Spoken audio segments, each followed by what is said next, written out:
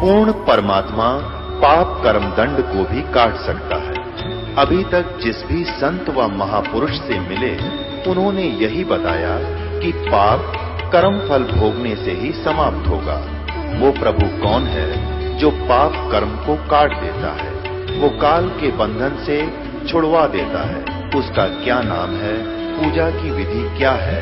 कृपया अवश्य सुनिए जगत गुरु तत्वदर्शी संत रामपाल जी महाराज के अमृत वचन। सत साहिब दर्शकों, जिस प्रकार खाद्य और पोषक तत्व डालने से बोई हुई अनाज संवर जाती है, ठीक उसी प्रकार परमात्मा के संपूर्ण ज्ञान की पुस्तक मिल जाने से जिंदगी संवर जाती है।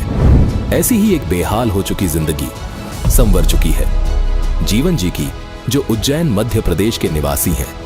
इन्हें प्राप्त हुई जीवन बदल देने वाली आध्यात्मिक पुस्तक ज्ञान गंगा, जिसके लेखक विश्व के सबसे बड़े समाज सुधारक, जगत गुरु के नाम से विख्यात तत्वदर्शी संत रामपाल जी महाराज जी हैं। सर्वप्रथम जीवन जी की पहले की जिंदगी पर नजर डालें तो यह बहुत ज्यादा नशा किया करते थे। लाइलाज बीमारी कैंसर से पीड़ित थे। देवी देवताओं की भक्ति भी करते थे, परंतु राहत नहीं थी। लेकिन अब संत जी से नाम दीक्षा लेने के बाद ये सभी विकारों से मुक्त हैं और कैंसर मुक्त सुखमय जीवन व्यतीत कर रहे हैं। अब आप स्वयं सुनिए जीवन जी की जीवन परिवर्तन की सच्चाई। कैसे ज्ञान गंगा पुस्तक के चमत्कार से इन्होंने दुखों से निजात पाई। नमस्कार सर। सत्साई भगत जी। सर क्या नाम है आपका? जीवन दास।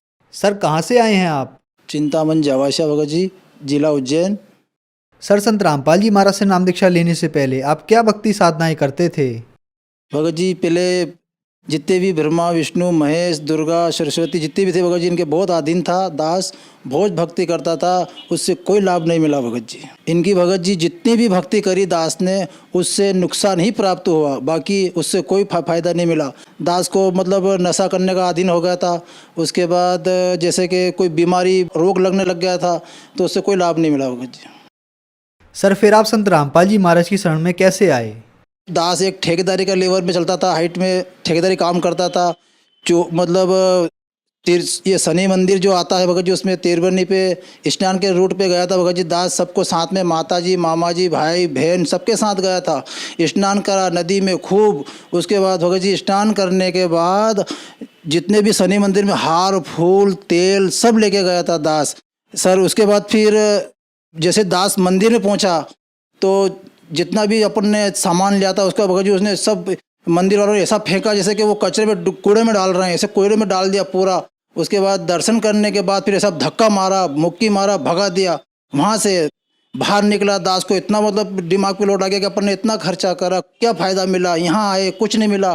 उसके बाद भगत जी सबको छोड़ दिया मैंने, भाई बहन मामा भुआ सबको। उसके बाद फिर रोड पे निकल गया जहाँ दास की गाड़ी खड़ी थी, वहाँ जाके खड़ा हुआ। उसके बाद संत रामपाल जी अन्य भाई वहाँ पे पुस्तक सेवा कर रहे थे, तो मैंने सोचा कि एक पुस्तक 10 रुपये में मात्र सिर्फ ज्ञान गंगा मिल रही है, यार ये कौन सी पुस्तक है। बहुत सारी पुस्तक पढ़ रखी थी दास ने, तो वो पुस्तक ली भगत जी, पुस्तक ज्ञान गंगा संत रामपाल जी महाराज की पुस्तक पढ़ी सर। उसके बाद फिर सतलोक आश्रम में जाके संत रामपाल जी महाराज से मैंने नाम दीक्षा ली। सर संत रामपाल जी महाराज से नाम दीक्षा लेने के बाद श्रद्धालुओं को बहुत सारे लाभ प्राप्त होते हैं, तो क्या संत रामपाल जी महाराज से नाम दीक्षा लेने के बाद आपको भी कुछ लाभ प्राप्त हुए? लाभ प्राप्त हुआ भगत जी। प्रथम तो मेरे को पूर्ण परमात्मा मिल गए वहाँ जाने से, भटक रहा था दास। दूसरा लाभ कि मेरे को कैंसर था ये गले में, यहाँ पे जब कोई डॉक्टर को बताता था वही कहता था कि बेटे तू ये सब छोड़ दे, नशीली चीज़ मत खा पी, ऐसा छोड़ दे। तो ये बहुत, तो वो डॉक्टर मेरे को ये सारा गठाने से फोड़े हो रहे थे, फोड़ फोड़ के उनने मेरे को बाहर करा, सब पेक बाहर निकाला उन्होंने और फिर पट्टी कर दी, फिर छोड़ देते, घर चले जाते। 6 महीने साल भर तक भगत जी खूब परेशान हुआ दास, खूब। डॉक्टर के पास बार बार जाता था, वो ये कहता था कि नशा छोड़ दे तो सही हो जाएगा, और डॉक्टर ने ये तक नहीं बताया था कि तेरे को कैंसर है।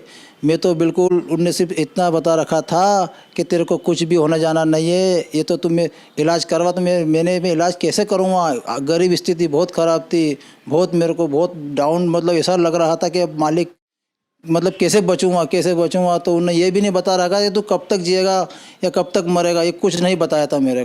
तो संत रामपाल जी महाराज से उपदेश लिए दास ने, उपदेश लेने के बाद फिर पूर्ण परमात्मा की भक्ति मिली। संत रामपाल जी महाराज के वहाँ जाने से सारा रोग, कैंसर, बीमारी, जितना भी अंदर कष्ट था सब खत्म हो चुका सर। सबसे बड़ी वाली लड़की नेहा, उसका लीवर खराब था सर। लीवर खराब होने से नेहा इतनी परेशान थी कि उसके सर दर्द होता था, उसके ब्लड की कमी थी। उसको जब मैं लेके गया डॉक्टर के पास तो उन्होंने बोला कि इसको तो लीवर कमज़ोर है, तो कैसे होगा सही है।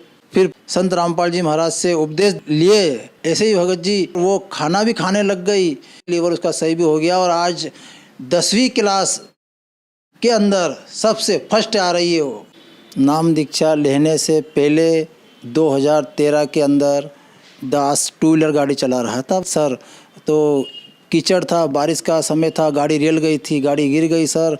तो फिर मेरा दास का पाँव एक टूट गया सर। मेरा पाँव टूटने से मुड़ नहीं रहा था, बैठ नहीं पा रहा था, उठ नहीं पा रहा था, दिक्कत आ रही थी।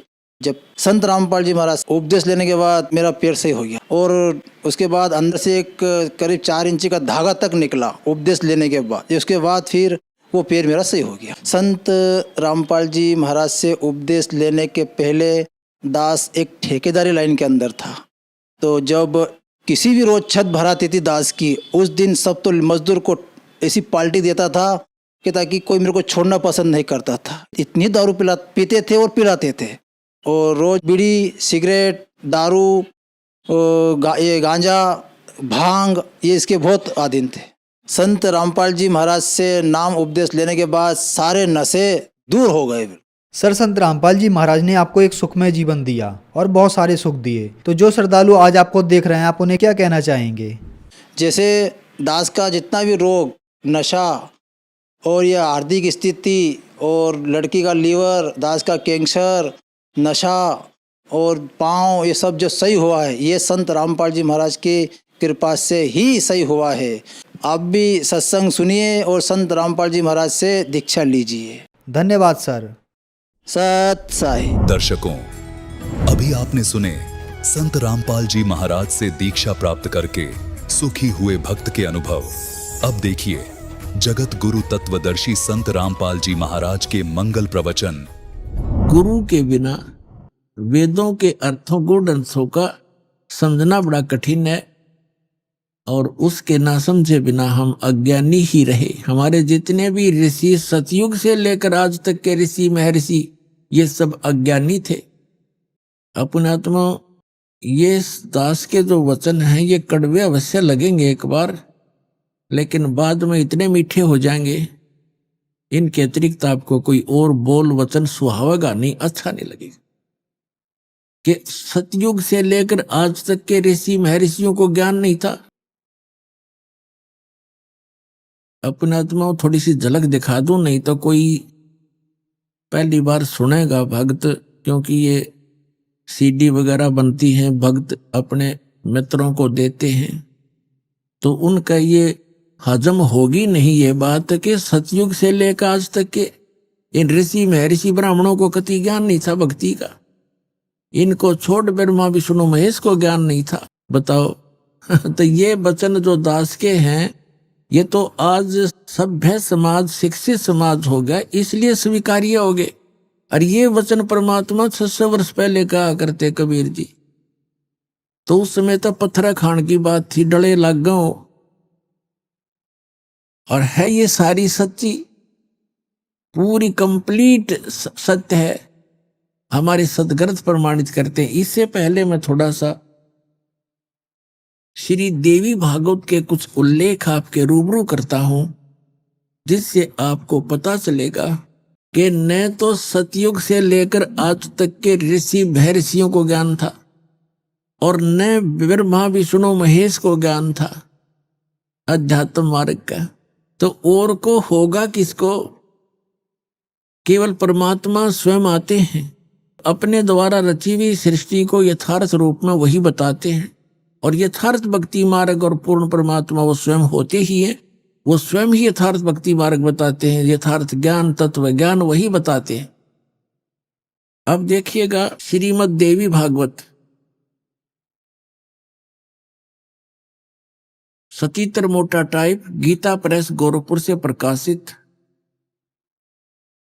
इसके कौन है संपादक, कौन है इसके देखिएगा, हनुमान प्रसाद पोदार, चिमनलाल गोस्वामी,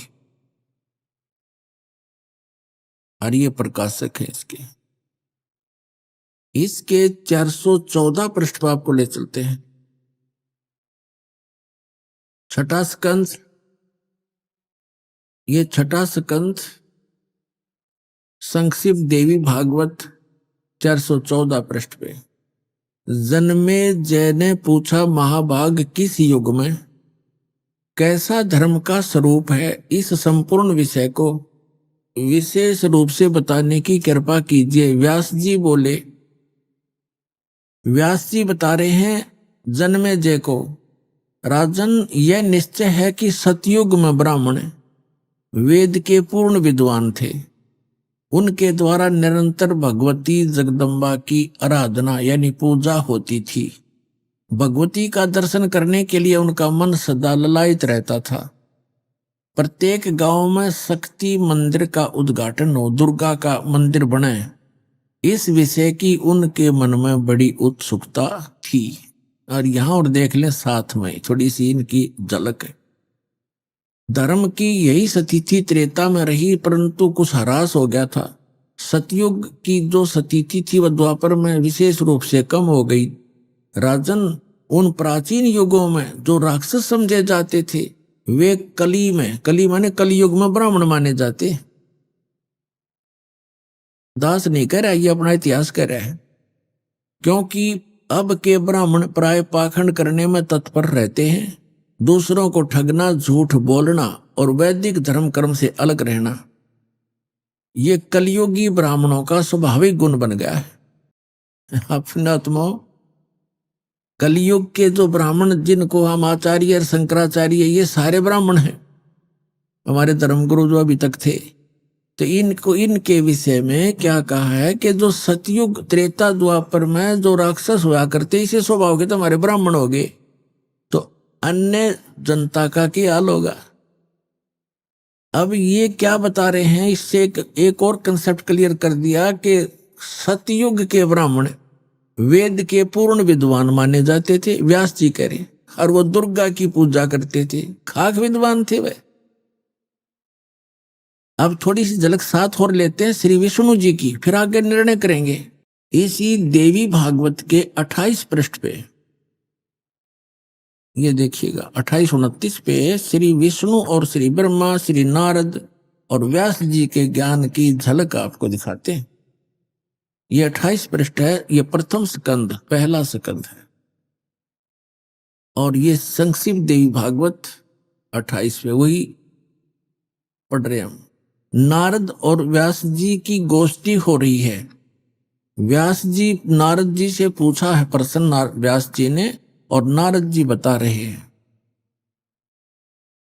नारद जी ने कहा, महाभाग व्यास जी, तुम इस विषय में जो पूछ रहे हो, ठीक यही प्रश्न मेरे पिताजी ने भगवान श्री हरि से किया था। देवा अधिदेव भगवान जगत के स्वामी हैं, लक्ष्मी जी उनकी सेवा में उपस्थित रहती हैं, यानी विष्णु जी के विषय में बता रहे हैं। दिव्य कोष्ठमणि उनकी शोभा बढ़ाती है, वे शंख चक्र गदा लिए रहते हैं, पीतांबर धारण करते हैं, 4 भुजाएं, वक्ष स्थल पर श्री वत्स का चिन्ह चमकता रहता है, वे चराचर जगत के आश्रय दाता हैं, जगत गुरु एवं देवताओं के भी देवता हैं। ऐसे जगत प्रभु भगवान श्री हरि महान तप कर रहे थे, उनकी समाधि लगी थी। यह देखकर मेरे पिता ब्रह्मा जी को बड़ा आश्चर्य हुआ, अतः उन्होंने उनसे जानने की इच्छा प्रकट की। ब्रह्मा जी ने पूछा, प्रभु आप देवताओं के अध्यक्ष, जगत के स्वामी और भूत भविष्य एवं वर्तमान सभी जीवों के एकमात्र शासक हैं। ब्रह्मा जी विष्णु जी को यहाँ सबसे बड़ा भगवान बताने की चेष्टा कर रहा है। भगवान फिर आप क्यों तपस्या कर रहे हैं और आप किस देवता की आराधना में ध्यान मगन है?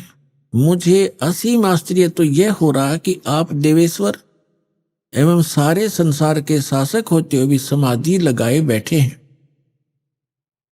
ब्रह्मा जी के विनीत वचन सुनकर भगवान श्री हरि यानी विष्णु जी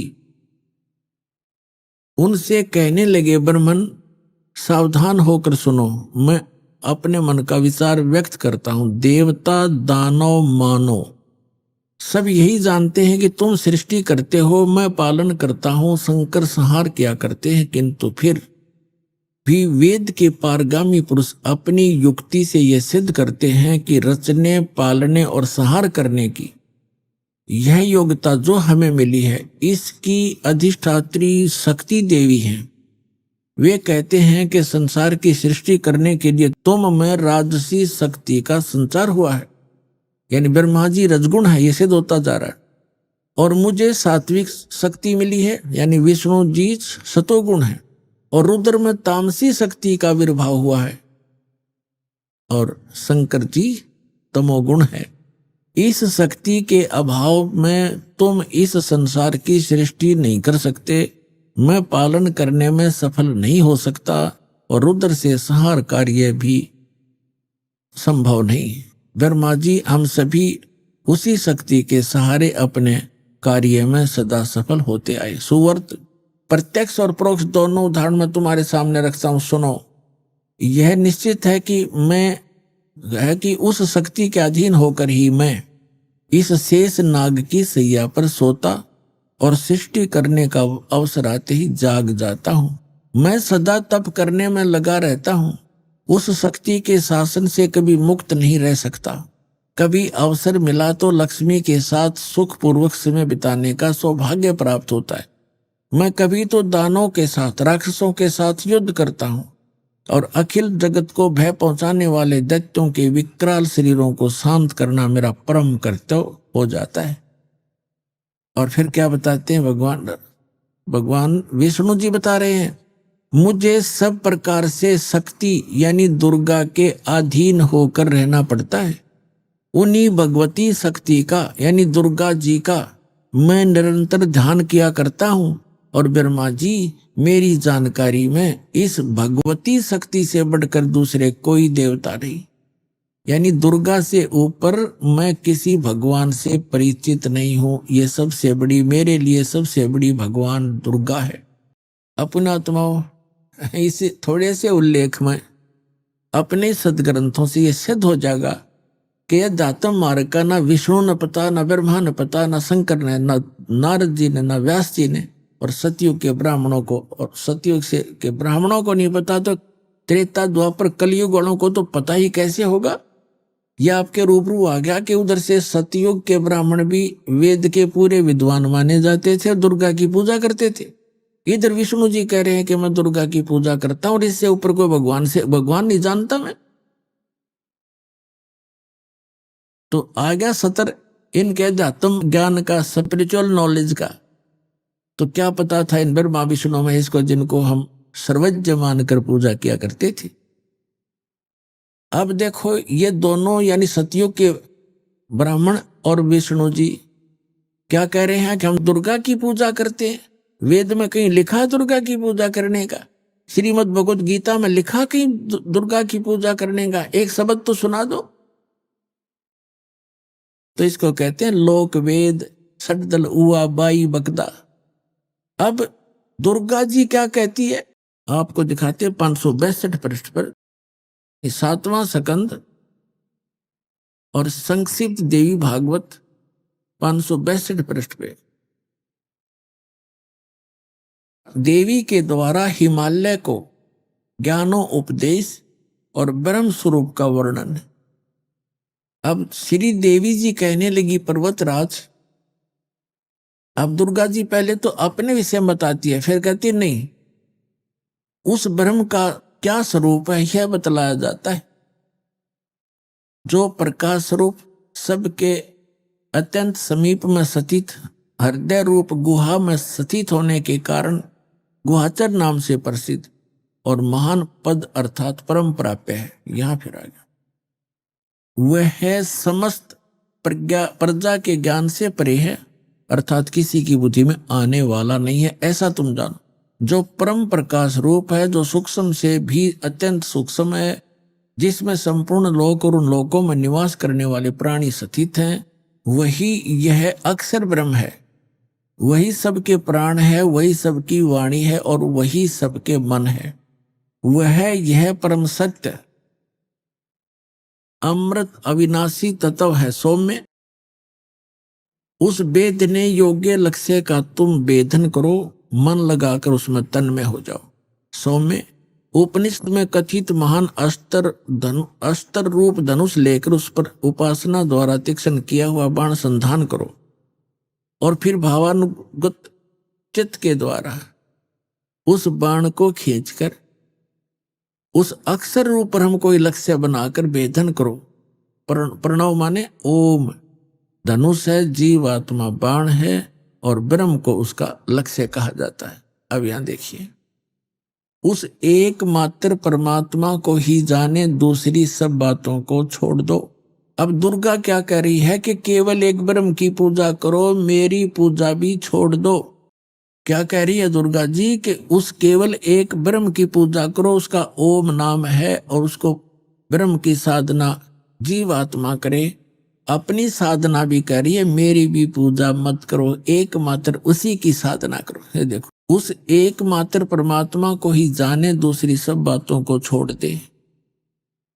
यही अमृत रूप परमात्मा के पास पहुंचाने वाला पुल है। संसार समुद्र से पार होकर अमृत स्वरूप परमात्मा को प्राप्त कराने का यही सुलभ साधन है। इस आत्मा का परमात्मा का को ओम के जप के साथ ध्यान करो। इससे अज्ञान में अंधकार से सर्वथा परे और संसार समुद्र से उस पार जो ब्रह्म है उसको पा जाओगे, तुम्हारा कल्याण हो। स्पष्ट कर दिया कि ओम नाम ब्रह्म का है और इस ओम नाम के जाप से ब्रह्म को पाने का उद्देश्य रखकर साधना करो, तुम उसको प्राप्त कर जाओगे। और वो कहाँ रहता है? वह है यह सबका आत्मा ब्रह्म, ब्रह्मलोक रूप दिव्य आकाश में स्थित है। वहां रहता ब्रह्मलोक में यह ब्रह्म। अपने आत्माओं, यदि ये दास मौखिक ये वचन कहकर छोड़ देता और प्रथम बार कोई पुण्यात्मा ये वचन सुनता तो वो शायद टीवी बंद करके बैठ जाता और औरों को भी कहता कि वो तो निंदा करता है, झूठ बोलता है। और अब क्या कहोगे कि ये विश्व में यदि सत्य ज्ञान है तो रामपाल के पास है, न विश्व में किसी के पास ज्ञान नहीं।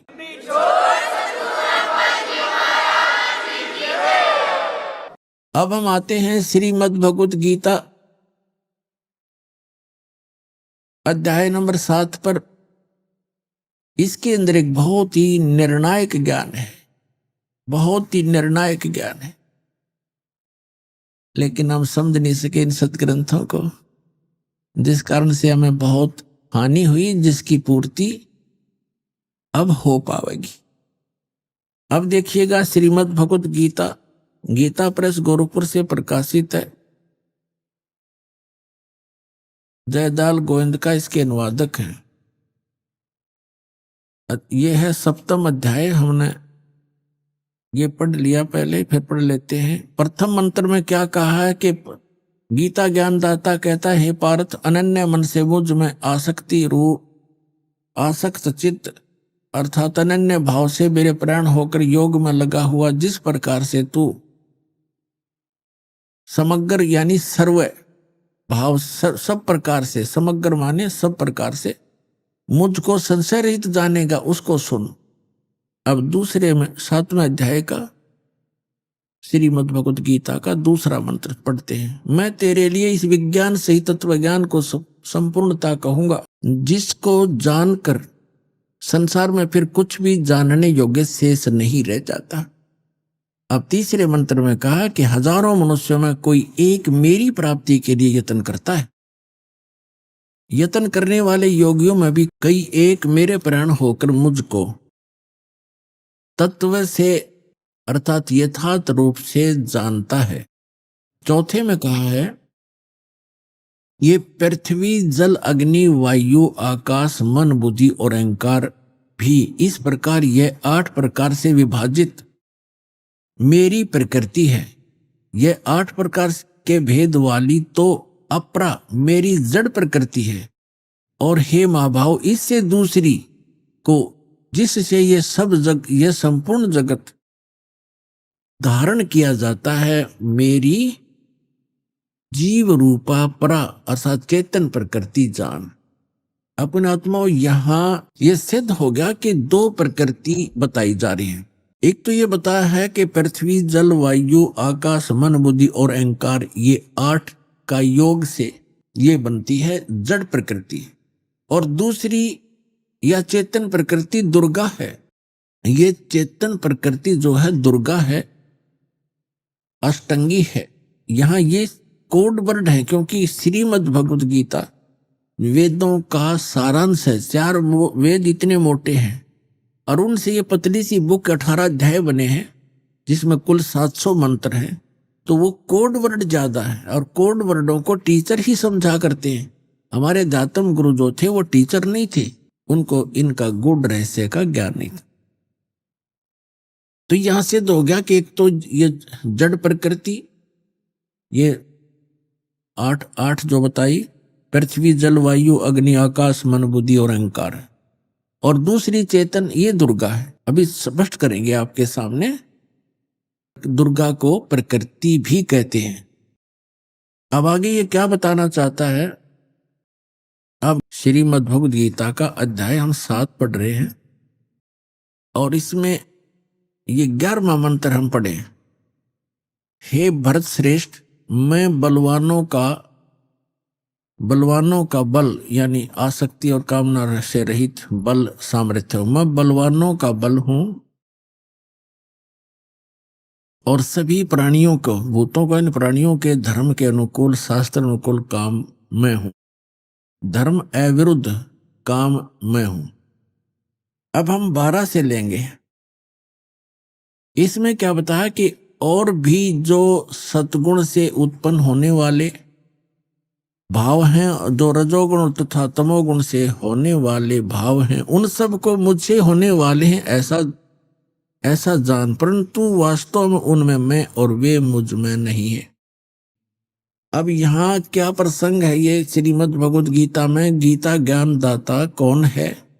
ये श्री ब्रह्मा विष्णु महेश जी के पिताजी हैं जो श्रीमद् भगवद गीता को बोल रहे हैं श्री कृष्ण में प्रवेश करके। अब यहाँ पर थोड़ा सा ये कंसेप्ट और क्लियर करना पड़ेगा कि श्रीमद् भगवद गीता का ज्ञान किसने दिया, क्योंकि श्रीमद् भगवद गीता को समझने के लिए ये जानना अनिवार्य है कि श्रीमद् भगवद गीता का ज्ञान श्री कृष्ण नहीं बोल रहा।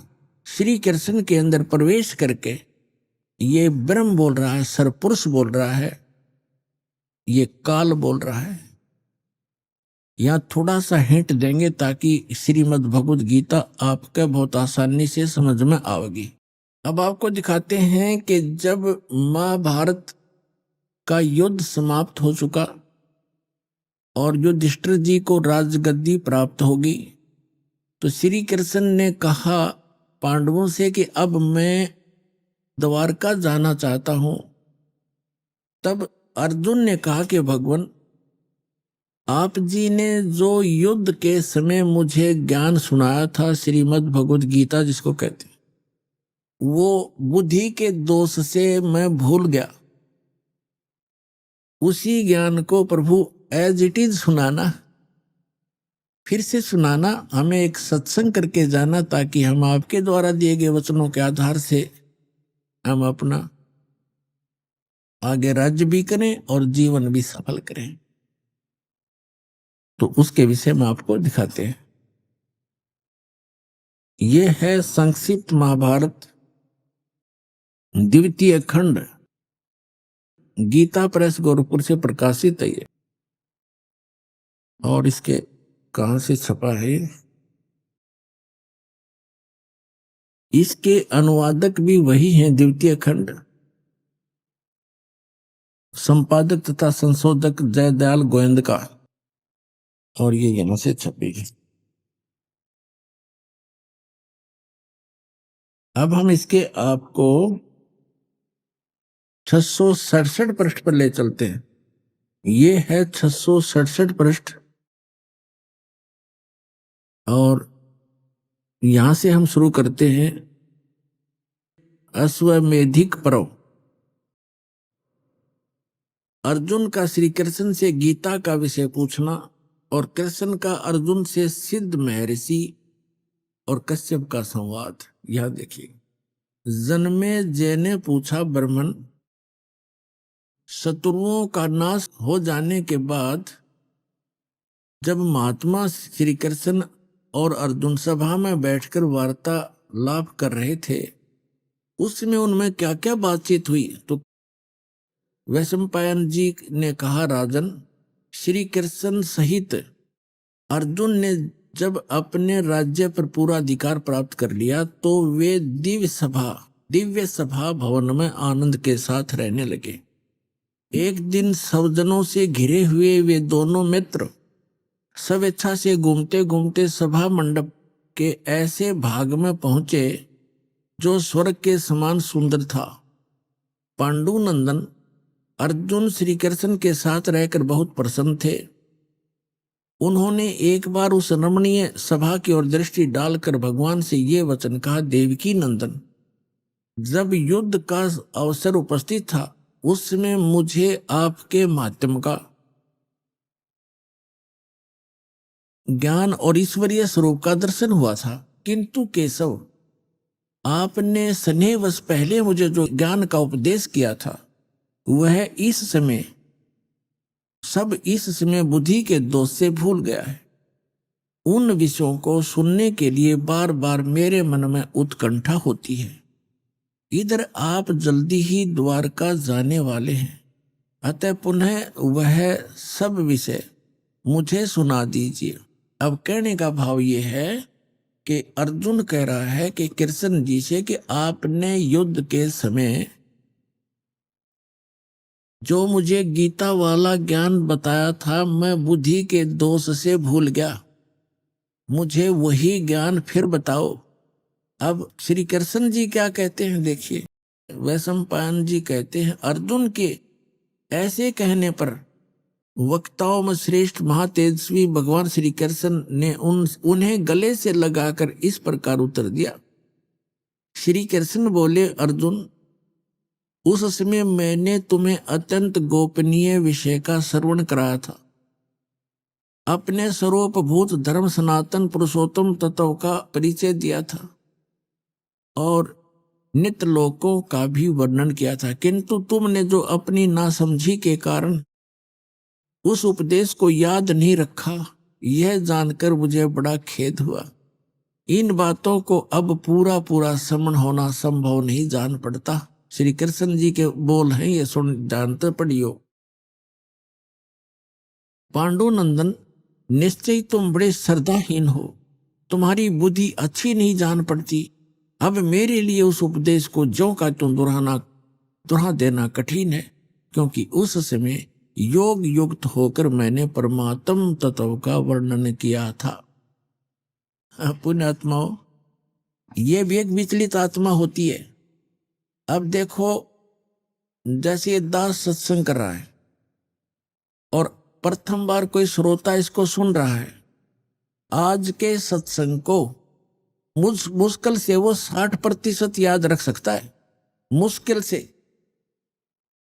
और फिर 1 हफ्ता 10 दिन के बाद, महीने 2 महीने के बाद वो मुझे मिले और मुझसे कहे, जी वो सत्संग आपने किया था वो फिर से सुनाना, तो मैं तुरंत सुना दूंगा। यदि मैं अपने होश हवास में बोल रहा हूं और मैं ये कहूं कि तेरी बुद्धि अच्छी नहीं है, तू श्रद्धाहीन व्यक्ति है, तूने वो सत्संग याद क्यों नहीं रखा, और मैं ये कहूं मुझे तो अब याद नहीं, कोई बात हुई या? इसे सिद्ध है कि श्री कृष्ण नहीं बोल रहा था गीता का ज्ञान, उसके अंदर वो काल बोल रहा था प्रवेश करके। अब उसको कुछ भी याद नहीं। फिर कहता उससे मैंने योग युक्त होकर के वो ज्ञान बोला था। योग युक्त का अर्थ होता है परमात्मा से कनेक्ट हो जाना। इसे सिद्ध है कि परमात्मा कोई अन्य है जिससे वो कनेक्ट होने की बात कर रहा है, और जब युद्ध के मैदान में ऐसे भयंकर स्थिति में योग युक्त हो सकता है। अब पीस माइंड पीस है, उस टाइम तो शांति है, तो उसमें और जल्दी हो जाना चाहिए था योग युक्त, जबकि बिजली गिर गई। वास्तविकता यह है कि श्री कृष्ण जी ने योग ज्ञान पता ही नहीं ना उन्होंने बोला। उन्होंने फिर आगे इसमें अपने सत्र का ज्ञान दे रखा, वो गीता से मेल भी नहीं खाता। इससे आगे गीता है अलग से लिखी हुई है, वो तो गीता से मेल भी नहीं खाता, कह भी नहीं मिलता आपस में। तो कहने का भाव यह है कि श्री कृष्ण में प्रवेश करके युग काल बोल रहा था। इसके बहुत से प्रमाण हैं। अब पहले तो ये प्रसंग क्लियर करता हूं कि जैसे अब श्री कृष्ण में प्रवेश करके काल बोला था, और ये काल कौन है? ये ब्रह्मा विष्णु महेश के पूज्य पिताजी हैं। और गीता अध्याय नंबर 4 के श्लोक नंबर 5 और 9 में ये क्या कहता है कि अर्जुन तेरे और मेरे बहुत जन्म हो चुके, तू नहीं जानता मैं जानता हूं। मेरे जन्म और कर्म अलौकिक हैं। इसके कर्म अलौकिक कैसे है? जैसे श्री कृष्ण में प्रवेश करके प्रेत की तरह गीता का ज्ञान बोल दिया। अब आज तक यही रट लगा रखी थी, श्री कृष्ण जी ने गीता बोली, श्री कृष्ण जी ने गीता बोली, और बोली काल ने कृष्ण जी को तो पता भी नहीं मैंने बोला क्या था गीता में। श्रीमद् भगवत गीता अध्याय नंबर 7 के श्लोक नंबर 24 और 25 में ये स्पष्ट करता है गीता ज्ञानदाता कि अर्जुन, ये बुद्धिहीन मनुष्य जो सामने खड़े हैं आज, ये सोच रहे होंगे कि मैं श्री कृष्ण हूं। ये मुझ अव्यक्त को व्यक्तिम आपनम मनन्ते अबुझा, मुझ अव्यक्त को, व्यक्त माने गुप्त रहता हूं, मैं अपनी योग माया से छुपा रहता हूं, कभी किसी के सामने नहीं आता। और श्री कृष्ण जी तो सामने खड़े थे। श्री कृष्ण होते ये वचन कहते तो सामने खड़े थे, वो छुपे का। तो ये कहता मैंने प्रतिज्ञा, मेरी ये अटल प्रतिज्ञा है तो ये घटिया, पर मैं ये मेरी अटल प्रतिज्ञा, अविनाशी प्रतिज्ञा है, मैं कभी किसी के सामने नहीं आता। तो ये क्या करते रहे, जैसे आपको बहुत बार दिखा है श्री शिव महापुराण के अंदर, वो विद्वेश्वर संहिता के अंदर आता है। एक बार ब्रह्मा और विष्णु का इस बात पर युद्ध हो गया। ब्रह्मा जी कहते हैं मैं सारी सृष्टि का रचनहार हूं और आपकी भी उत्पत्ति मेरे से हुई है, विष्णु जी को कहते हैं। और विष्णु जी कहते हैं कि आप मेरी नाभि कमल से उत्पन्न हुए हो, मैं सबका, सारी सृष्टि का रचने वाला मैं हूं, सबका पिता हूं, तो मेरा पुत्र है। ब्रह्मा जी कहते विष्णु जी को तू मेरा पुत्र है। अब इनको ये भ्रम कैसे हुआ? इनको ये भ्रम ऐसे होता है जैसे ऋषि लोगों ने समाधिस्थ होने की चेष्टाएं की और इसने प्रतिज्ञा कर रखी है मैं कभी अपने ओरिजिनल रूप में दिखाई नहीं दूंगा, किसी को दर्शन नहीं दूं। ये क्या करता है, जैसे ऋषि महर्षियों ने समाधिस्थ हुए और समाधि दशा में किसी को ब्रह्मा के रूप में दर्शन दे दिए, तो उस ऋषि ने सब जगह जो है गुणगान कर दिए कि ये ब्रह्मा जी स्वयं मालिक है, ये अपने आप को छुपाए बैठे हैं, ये जगत पिता हैं, मैंने समाधि दशा में इनके दर्शन हुए। इस बात से ब्रह्मा जी फूल गए, 10 20 50 ने ऐसे कह दिया और किसी को विष्णु जी के रूप में दर्शन दे दिए। तो उसने कहा कि विष्णु जी यही पूर्ण परमात्मा है, मैंने समाधि दशा में इनके दर्शन हुए, ये अपने आप को छुपाए हुए, ये जगत के मालिक हैं, जगत के रचने वाले हैं, समर्थ है। तो उससे विष्णु जी को भ्रम हो गया कि मैं ही रचने वाला हूं, सारे मुझे ही कहने लग रहे। किसी को शंकर भगवान के रूप में दर्शन दे दिए समाधि दशा में, अंदर अंतःकरण में। तो उसने बता दिया कि शंकर भगवान जो ये बैठे तमोगुण, यही सर्वशक्तिमान है, कालज्ञ मृत्युंजय सर्वज्ञ, सारी सृष्टि के रचना। तो वहां ब्रह्मा और विष्णु जी को भ्रम हो गया, तो उनका युद्ध हो गया। फिर वो बीच में एक स्तंभ खड़ा करा, पिलर खड़ा करा, लिंग, तो उन दोनों का युद्ध समाप्त किया। तब ये काल आ गया अपने पुत्र शिव का रूप धारण करके। ये अपने वास्तविक रूप में नहीं आता। इसका वास्तविक रूप कौन सा है? जो श्रीमद् भगवत गीता का ज्ञान देते समय युद्ध के मैदान में दिखा था इसने, 1000 भुजा का है, ये सहस्रा बाहु है। ये ब्रह्मा विष्णु महेश केवल 4 भुजा बना सकते हैं, दुर्गा केवल 8 भुजा बना सकती है, इससे ज्यादा नहीं है। और ये 1000 भुजा से लेकर और 10 भुजा और 4 भुजा और 2 भुजा में बना सकता है। तो ये ऐसे अपना वास्तविक रूप इसका वो 1000 भुजा वो काल रूप है, वो इसका वास्तविक रूप है। तो उस वास्तविक रूप में ये कभी किसी को दर्शन नहीं देता, इसने प्रतिज्ञा कर रखी है। तो इसी का एक प्रमाण दिखाते हैं श्री विष्णु पुराण के अंदर कि एक बार राक्षसों का और देवताओं का युद्ध हो गया। देवता युद्ध में हार गए और राक्षस विजयी हो गए। देवता वहां से भागकर समुद्र के किनारे जाकर के तपस्या करने लगे। अभी आपने सुने संत रामपाल जी महाराज के मंगल प्रवचन। आइए अब सुनते हैं संत रामपाल जी महाराज से नाम दीक्षा लेकर सतभक्ति करके अद्भुत लाभ प्राप्त करने वाले अनुयायी के विचार। दर्शकों, इनसे मिलते हैं। ये है सुनीता जी, जो अलवर राजस्थान की रहने वाली हैं। बचपन से ही इनकी देवी जी की पूजा आराधना में अटूट श्रद्धा थी। सुनीता जी हिंदू धर्म में प्रचलित भक्ति साधना, श्राद्ध, कर्मकांड और देवी जी को इष्ट मानकर नवरात्रि जैसा पर्व आदि को पूर्ण से मानती थी। इन सब के बाद भी इन्हें न कोई लाभ मिला और न ही मोक्ष मार्ग मिल पाया। सुनीता जी का शरीर बीमारियों से हमेशा घिरा रहता था। सभी जगह अपना इलाज करवाने के बाद भी सुनीता जी अपने रोग से मुक्ति नहीं पा रही थी। इनकी जिंदगी तब बदली जब इन्हें अपने ही परिवार के सदस्य से संत रामपाल जी महाराज का पता चला। सुनीता जी ने बिना किसी देरी के संत रामपाल जी महाराज से दीक्षा ली और उनके द्वारा बताए गए सभी नियमों का पालन पूर्ण रूप से किया। संत रामपाल जी महाराज द्वारा बताई भक्ति से सुनीता जी पूर्ण रूप से रोग मुक्त हो गई। आइए सुनते हैं सुनीता जी की कहानी, उन्हीं की जुबानी। नमस्कार जी। नमस्ते सर। क्या नाम है आपका? सुनीता दासी। बहन जी, आप कहाँ से आए हैं? मैं अलवर राजस्थान से हूँ। संत रामपाल जी महाराज जी से आपने नाम दीक्षा कब ली? 7 दिसंबर 2009 को। संत रामपाल जी महाराज जी से नाम दीक्षा लेने से पहले आप क्या भक्ति साधना करते थे? जो हिंदू धर्म में प्रचलित है वही साधना, देवी देवताओं को मानना, मतलब और जो पूर्वज करते श्राद्ध, पितृ पूजा सब कुछ करते थे।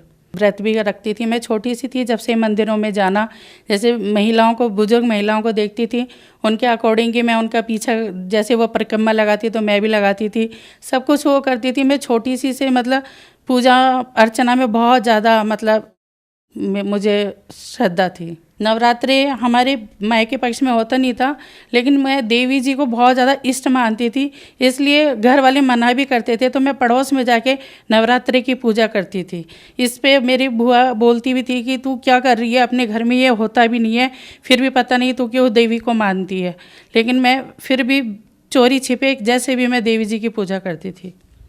बहन जी, आप इतनी भक्ति साधना कर रहे थे, यहाँ तक कि आप देवी जी को चोरी छिपके से भक्ति करते थे देवी जी की।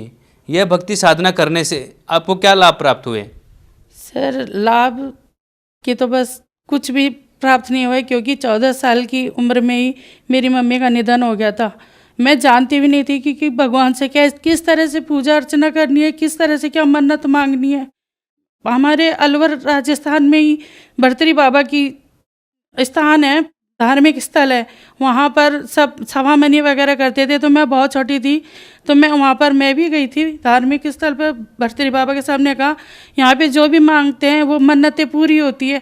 मैं जानती भी नहीं थी मन्नत होती क्या है, सवामनी क्या होती है, लेकिन फिर भी मैंने भर्तरी बाबा जी के जाके कहा कि हे भर्तरी बाबा, मेरी मम्मी को सही कर दोगे तो मैं सवामनी करूँगी। सवामनी होती क्या है मैं जानती भी नहीं थी, लेकिन फिर भी मैं मन्नत मांग के आई, लेकिन कुछ भी लाभ नहीं हुआ। जिसने जहाँ कहा हमने वो व्रत किया, लेकिन फिर भी किसी ने भी मेरी मम्मी को नहीं बचाया। मैं वैश्य जाति से हूँ, इसलिए वैश्य जाति में वैसे पूजा अर्चना, उद्यापन सब कुछ होता था, इसलिए हम सारी धर्म पूजा करते थे, लेकिन कुछ भी हमें लाभ नहीं हुआ।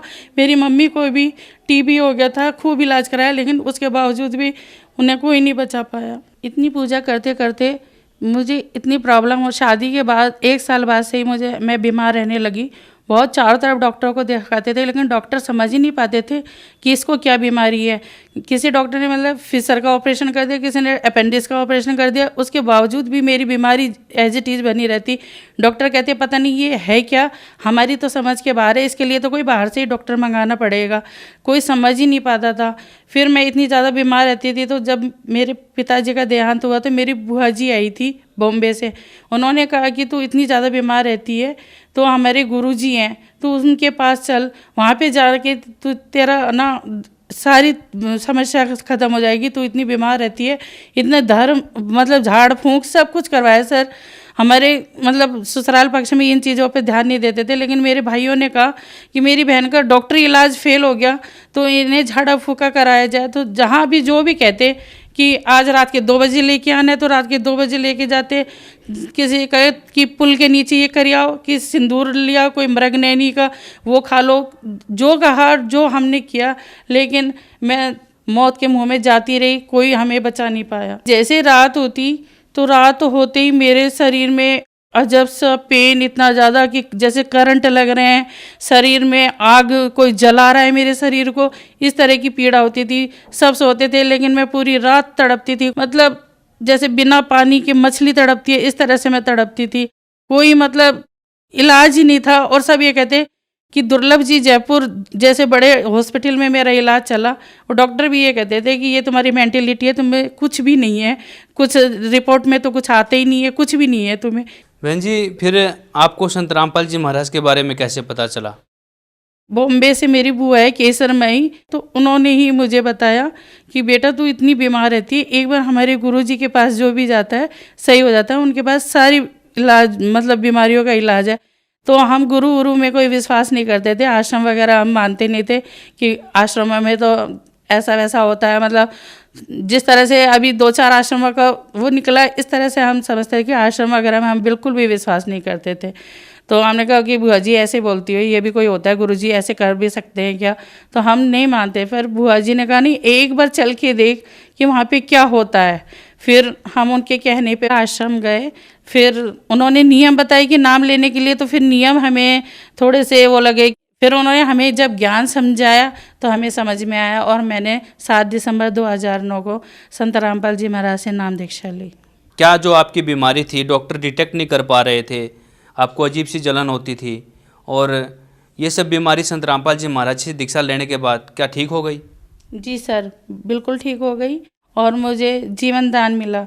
क्योंकि संत रामपाल जी महाराज की शरण में जाने के बाद गुरुजी ने मेरे ऊपर, परमात्मा ने इतनी रजा की कि जो डॉक्टर समझ ही नहीं पा रहे थे कि मुझे बीमारी क्या है। मेरी MRI की रिपोर्ट 1 साल पहले डॉक्टरों को उसमें जो ट्यूमर था वो नज़र नहीं आया, लेकिन जब संत रामपाल जी महाराज ने मुझे आश्रम से भेजा कि बेटा अब दोबारा एक बार डॉक्टरी इलाज लो, तब उसमें उसी 1 साल जो पहले MRI हुई थी उसी में ही सब डॉक्टरों को वो ट्यूमर की रिपोर्ट नज़र आ गई। उन्होंने कहा कि ये पहले हमें क्यों नहीं दिखाई दी। उसके बाद तो मुझे बॉम्बे भेजा गया, तो मतलब AC कोच में मेरी सीट होती थी, रिजर्वेशन होता था, लेकिन मैं बैठ भी नहीं सकती थी पूरे टाइम। मतलब अलवर से और बॉम्बे तक मैं खड़ी ट्रैवलिंग करती थी। मुझे देख के सामने वाला भी रोने लग जाता था, इतनी तड़पती थी कि कोई भी मुझे मतलब कोई सो ही नहीं पाता था। सब देखते थे कि ये कितनी तड़पती है, इतना ज़्यादा पेन होता था कि बता नहीं सकती। वो दिन याद करके सर, मेरे छोटे छोटे बच्चे थे, मैंने परमात्मा से कहा कि परमात्मा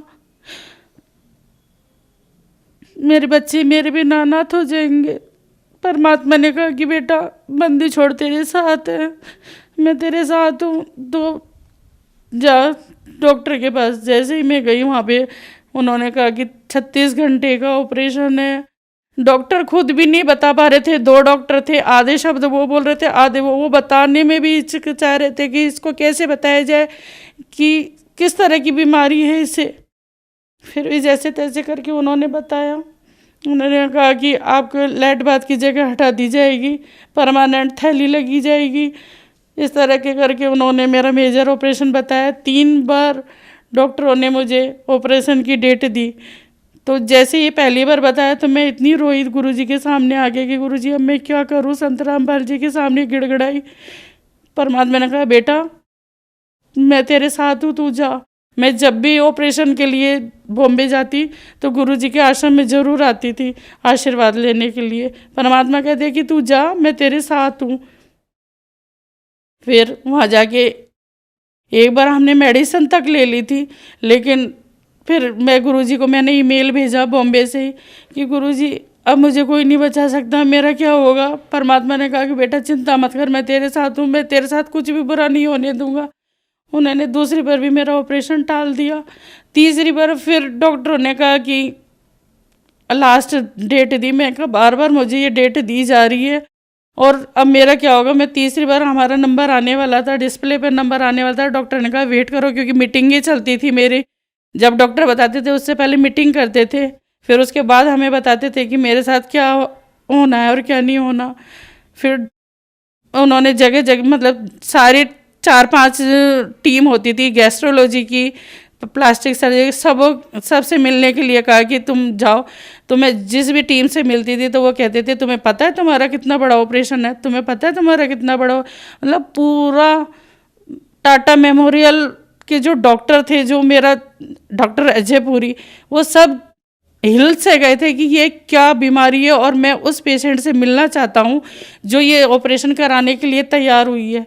मैं तैयार केवल इसलिए हुई थी कि मेरे छोटे छोटे बच्चे थे और मेरे जो नंद की जेठ थे वो डॉक्टर थे। उन्होंने कहा कि अगर भाभी ऑपरेशन कराती है तो हो सकता है ये 8-10 साल जिंदा भी रह जाए और अपने बच्चे देख सकती है, इनके बच्चे बड़े हो जाए इतने। तो डॉक्टर भी कह रहे हैं कि मैं वो पेशेंट से दोबारा मिलना चाहता हूँ कि उसने इतना बड़ा ऑपरेशन जो 36 घंटे किससे कहते हैं, हमारी आंखें इन्हीं पे गड़ी रहेगी, ये कैसे मतलब किस तरह से इन्होंने हाँ किया है। लेकिन सिर्फ मैं अपने बच्चों की वजह से मैंने इतना बड़ा ऑपरेशन के लिए हाँ किया था। फिर आखिर में डॉक्टरों ने कह दिया, तीसरी बार जब डिस्प्ले पे नंबर आया तो मैं मेरे हस्बैंड से कह रही थी कि 2 बार तो गुरुजी ने बचा लिया, अब मैं वापस नहीं जाऊंगी, अब मैं यहीं पे ही मर जाऊंगी। इतने में डिस्प्ले में नंबर आया और डॉक्टर ने कह दिया कि हम आपका इलाज नहीं कर सकते क्योंकि आपकी बीमारी अब हमारे बस की बात नहीं है, ये बहुत ज़्यादा फैल चुका है और हम कुछ भी नहीं कर सकते। अब हम ऑपरेशन भी नहीं कर सकते क्योंकि आपके पैर भी हटाने पड़ेंगे हमें। डॉक्टर ने कहा अब वैसे तुम अच्छे से चल रही हो फिर रही हो, लेकिन हमें पैर फिर भी काटने पड़ेंगे और हम जीते जी आपको व्हील चेयर पर नहीं बैठा सकते।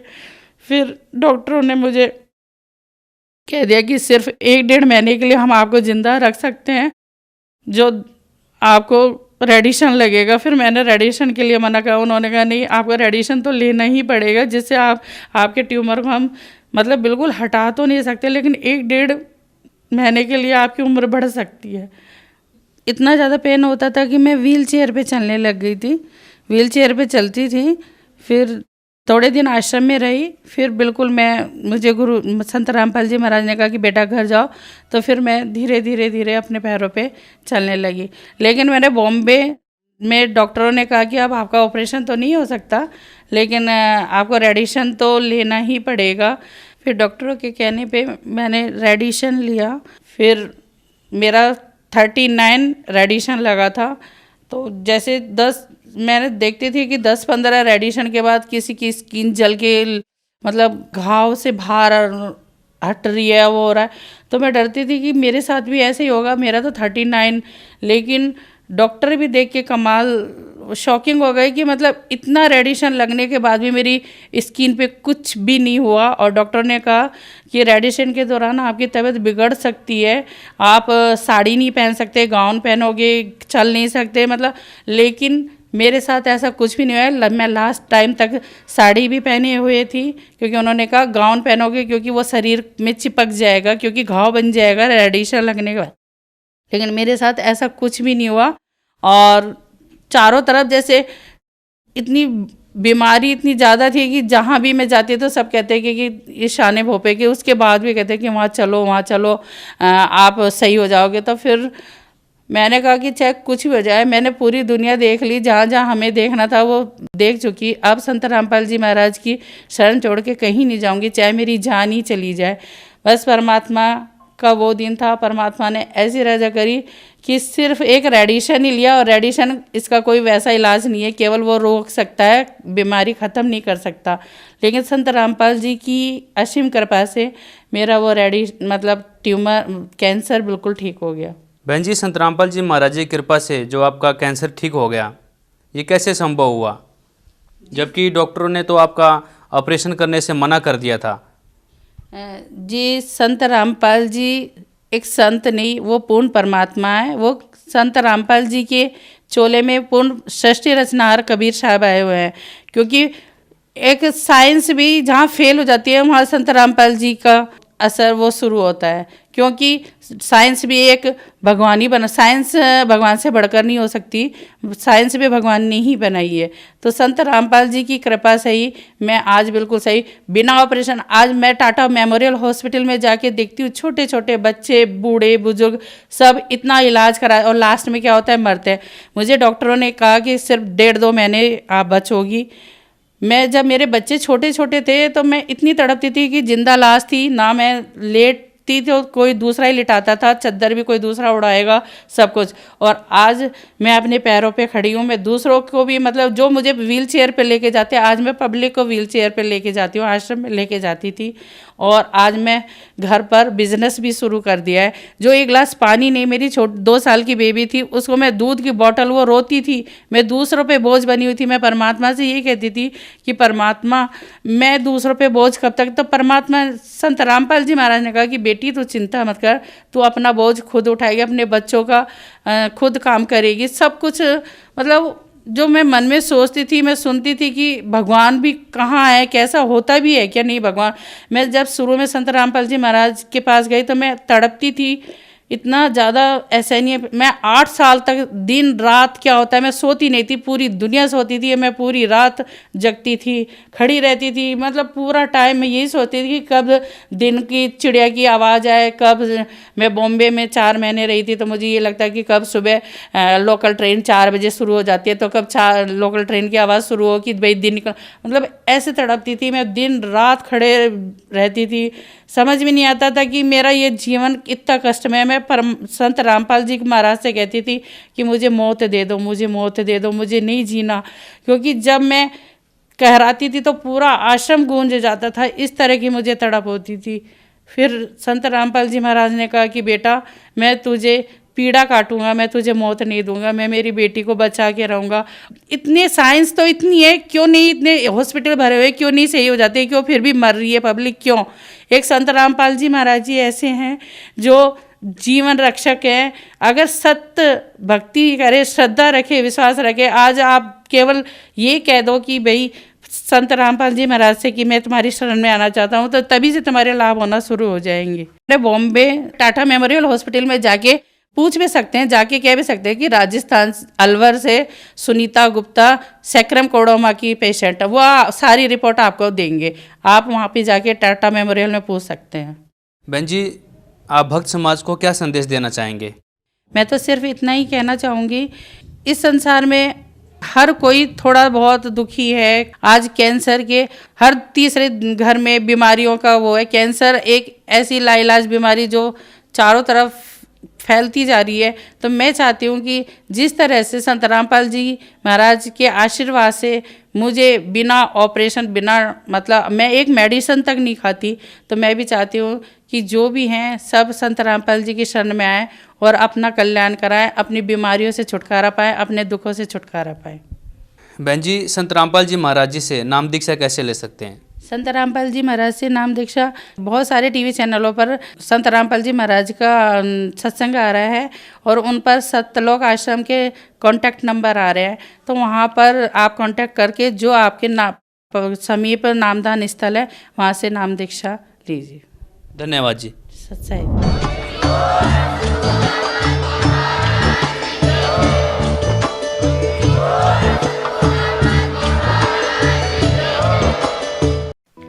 आप सुन रहे थे जगत गुरु तत्वदर्शी संत रामपाल जी महाराज के मंगल प्रवचन। अधिक जानकारी के लिए संपर्क करें।